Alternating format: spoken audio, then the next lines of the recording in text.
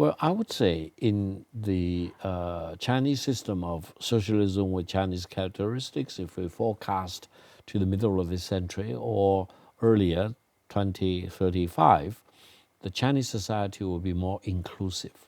All right. And the Chinese society will emphasize both on individual rights as well as societal rights as a whole. The Chinese nation will never be completely based on individualism, while we want to encourage innovation and entrepreneurship, creativity of each individual in the Chinese society. But I think there will always be a level of collectivism that needs to be emphasized. Why? Because China is so big, and the Chinese population more than 1.4 billion, is that right? And then different parts of China have very, very different natural endowments. Coastal regions are much more accessible.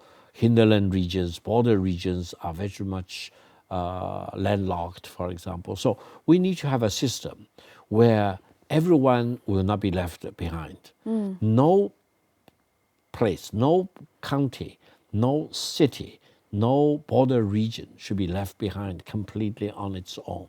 There always will be a well-functioning distribution benefits system to make sure that people in different parts of China, in different industrial sectors, for example, will all be well taken care of, rather than, for example, destined to poverty and with no helping hand, either from the central government or from people in other parts of China.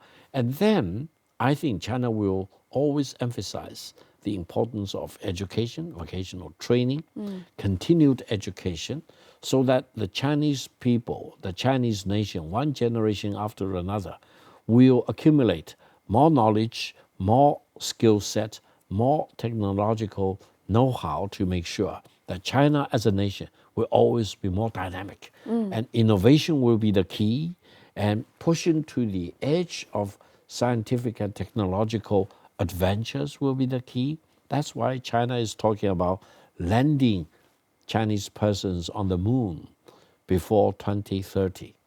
And I would say China probably will be the first country in this round of lunar exploration. This is CGTN Radio. Hear the difference.